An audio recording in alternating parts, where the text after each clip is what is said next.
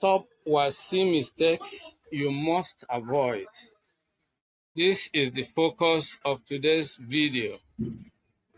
Welcome back to English Classes Online. As usual, I am your host, Benjamin. Today, we are diving into one of the most important lessons, top WASSCE English mistakes you must avoid, and of course, how you can avoid them. Whether you are writing essays, answering comprehension questions, or dealing with tricky grammar, these mistakes could cost you valuable marks. In this video, you will discover key areas where students often lose marks.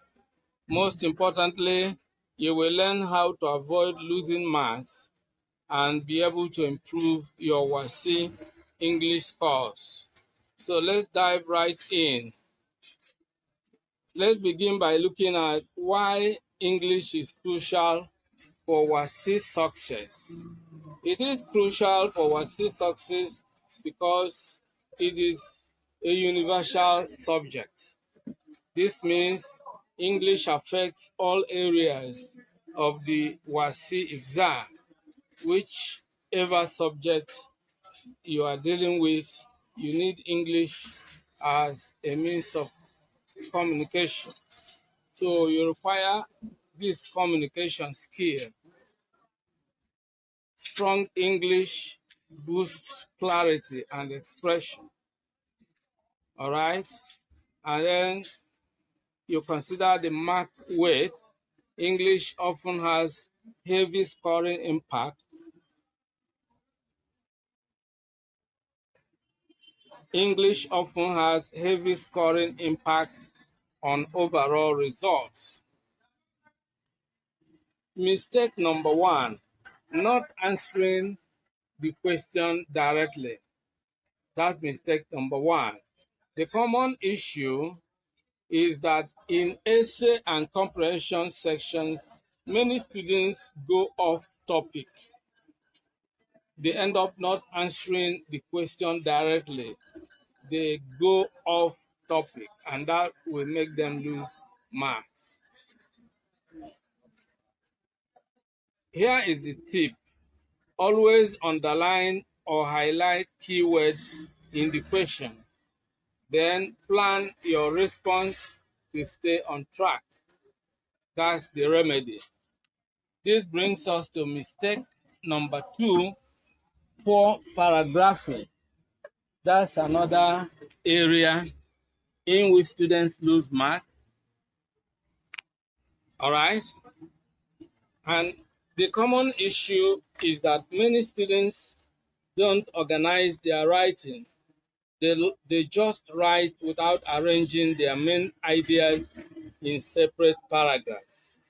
Okay, so poor paragraphing is a major mistake. Now, here is the tip. Make sure you discuss each main idea in a separate paragraph. Use topic sentences to introduce each paragraph and connect your ideas smoothly. This is really, really important. Mistake number three, incorrect sentences. Incorrect sentences.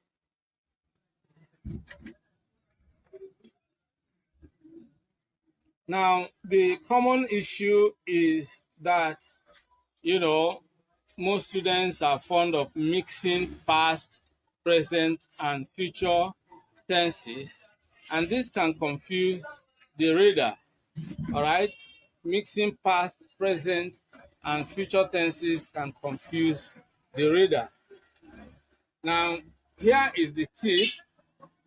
If you are writing a story, stick to past tenses. If it's a letter or article, use present tense where appropriate. Okay? Now, let's look at how you use these tenses. Past tense, use past tense for completed actions.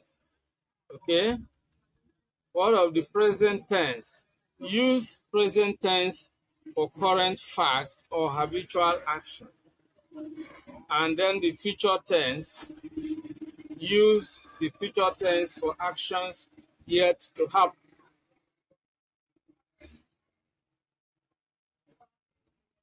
You use the future tense for actions that are yet to happen. We are talking about something that will happen tomorrow or next week or in the next few hours, you use the future tense.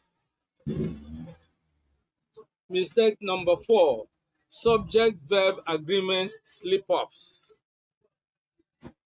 The common issue is as follows, and that is mismatch between subjects and verbs in sentences. For example, using he go instead of he goes. Now, when you say or write he go, you are violating the subject-verb agreement. The rule states that a singular subject such as he should go with a singular verb such as goes. But when you use the singular subject he with the plural verb go, is a mismatch, and that violates the rule of the subject-verb agreement. Okay? Now here is the tip. Always match singular subjects with singular verbs. On the other hand, match plural subjects with plural verbs, and so on and so forth. Okay? I have a video on the rules of Concord, and you will find the video if you browse through my channel. This brings us to mistake number 5, punctuation pitfalls, commas, semicolons, and more. These are small mistakes you may think, but they make a big difference. Now, here are common errors: missing commas in lists, misusing semicolons in sentences,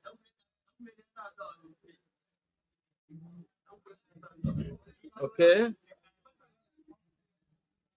run-on sentences due to poor punctuation. Then the quick fixes are as follows. 1, learn comma rules for pauses. You use a comma where there is supposed to be a pause. A pause. In speaking, we pause. In writing, we use a comma to indicate a pause. Number 2, use semicolons to join related clauses.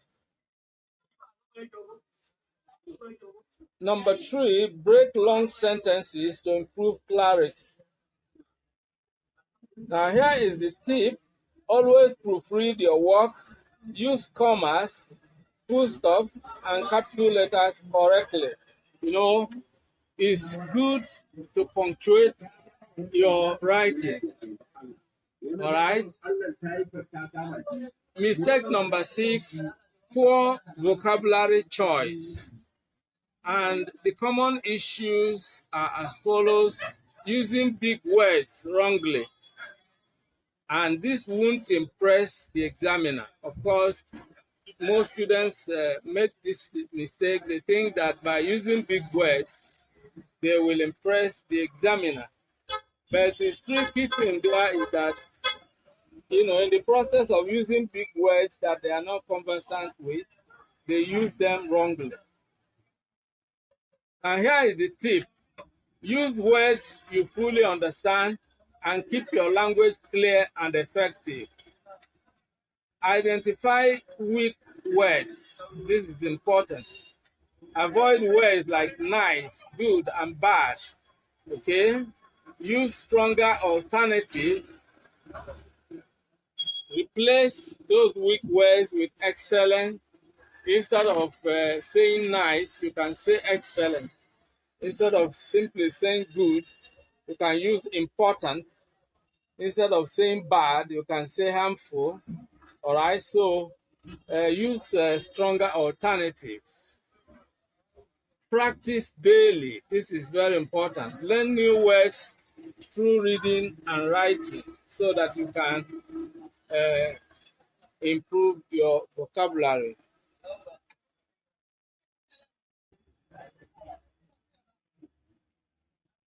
Mistake number 7, essay structure disasters, organization, and flow.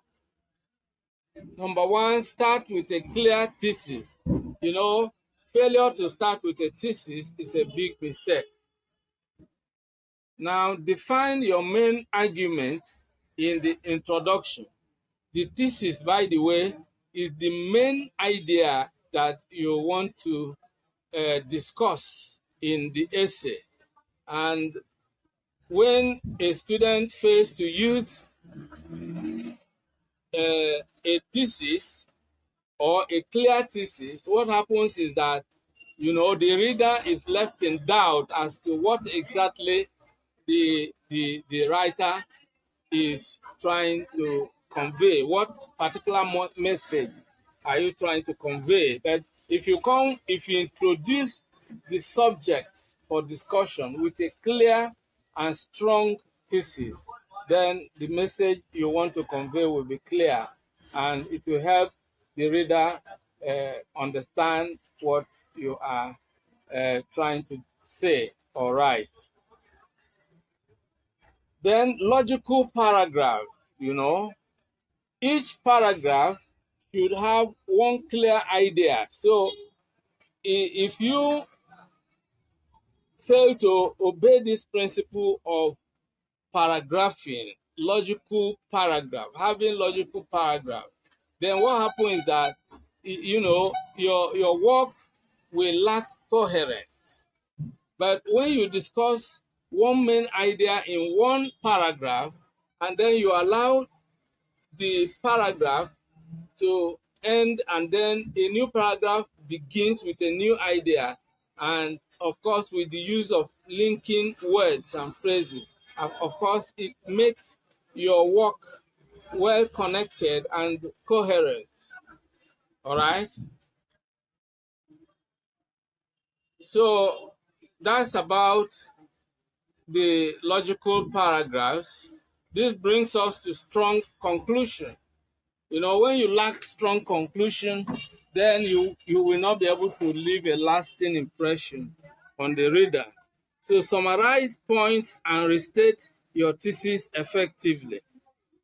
Mistake number 8, comprehension. Comprehension catastrophes, misreading and misinterpreting. You know, students often make mistakes in comprehension and they lose marks thereby. So let's look at this. Now, how do you remedy this situation? Read carefully. Don't rush. Understand every sentence fully. You know, in teaching comprehension, I usually teach my students the don'ts for answering comprehension questions. And one of them is that you should not rush immediately to write your answer. You know, make sure you understand exactly what you are required to answer. Okay, this is very important. Highlight key points. Mark important names, dates, and ideas. Answer precisely. One of the major rules in answering comprehension questions is precision. You must be precise. Okay? Respond directly to the question asked. Okay? Of course, if you browse through my channel, you will see different videos on how to answer comprehension questions, and that will actually enable you to know the right thing to do. Moving further, you need to avoid mistakes and achieve top marks. This is really important, and this is what this video is really all about. How do you do this? practice regularly. Consistent study boosts language skills. So if you uh, aim at achieving a distinction in your English exam, you need to practice regularly. Consistent study boosts language skills. Number two, review mistakes. Learn from previous errors to improve. This is why it's important for you to learn with past questions. Learn with past questions, because learning with past questions will help you.